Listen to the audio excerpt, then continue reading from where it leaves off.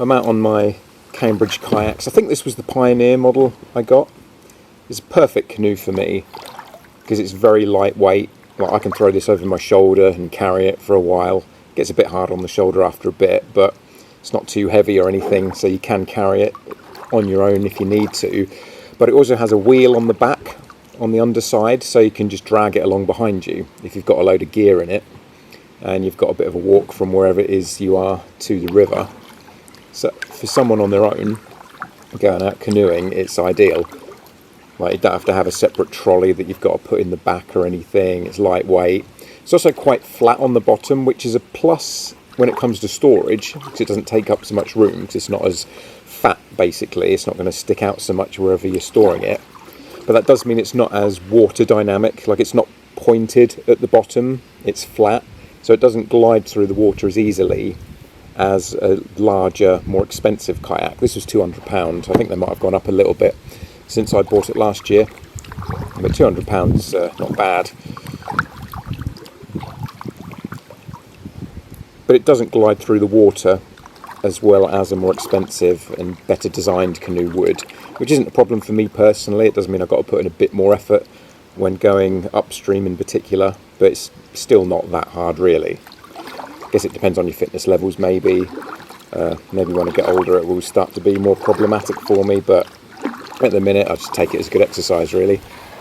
I mean, I used to have an inflatable canoe. Yeah, try paddling one of those upstream. Like, by comparison, this is a breeze. And you can probably see from the footage that the canoe doesn't stay true very well. Like, as I'm paddling, there is sway from side to side, which I assume is because of the flat bottom rather than having a pointed bottom that's going to cut through the water.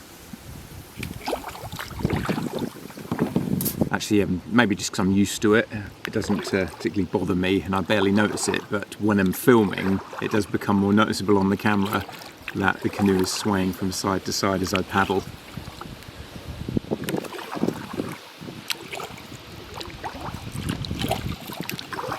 Especially the faster I go.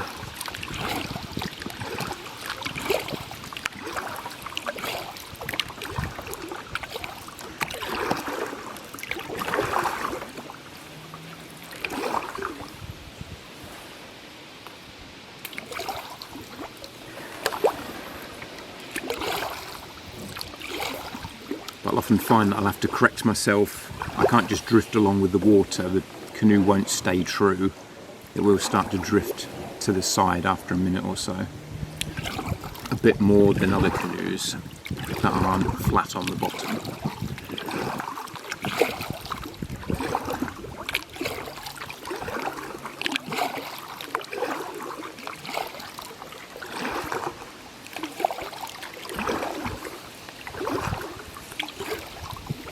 I love the sound of the paddles sploshing through the water.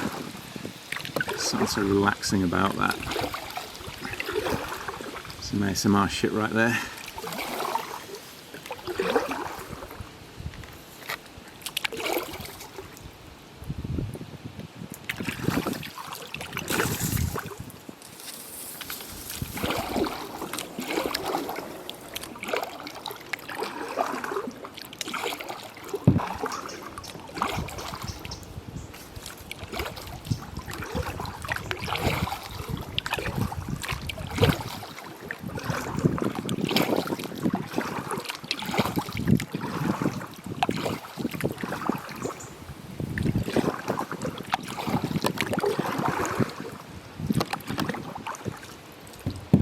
Duckweed's getting a bit out of control on this river.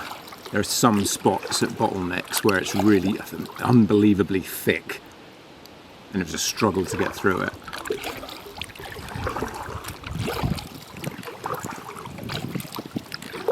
Literally about 3 inches thick, 4 inches thick of it.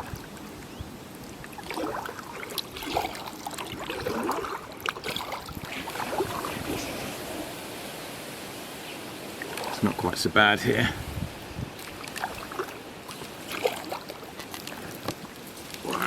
I'm getting to a standstill. It's getting thicker.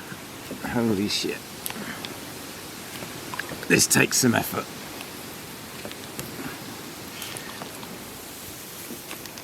snails seem to love it though. It's covered in water snails.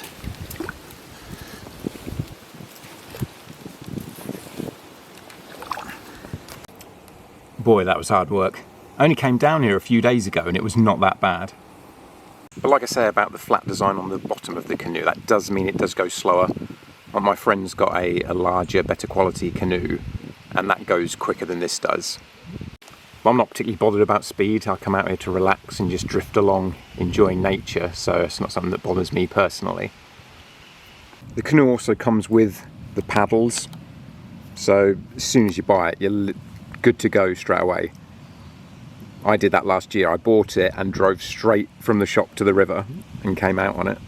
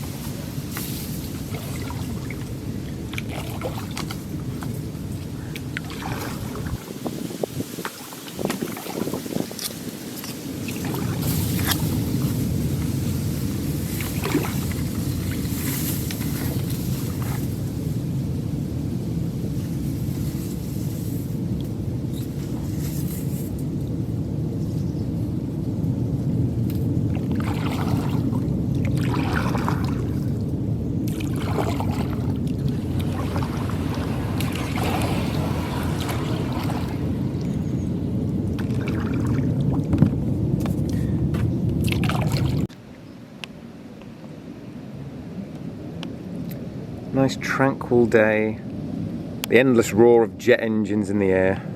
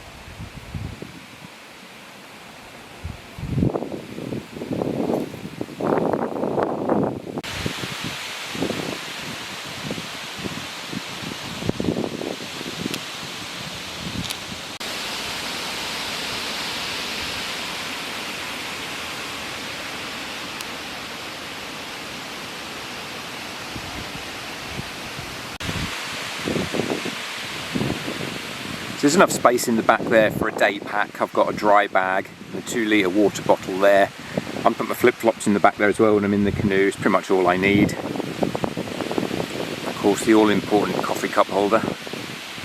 But yeah, no space for an overnight camp. The kind of equipment I'd need to take for that, sleeping bag and everything. I mean, I might be able to just get it to hold on the back there, but I'd feel a bit dodgy because, as I said, that is a very shallow bit there. Very shallow compartment to put things in. There's the seat that's all built in, just folds down when you're not using the canoe. If it had that padding that I sit on the back of the seat as well, it would help a little bit, make it just a little bit more comfortable. But I can't say I find it particularly uncomfortable. It's just not as comfortable as it could be.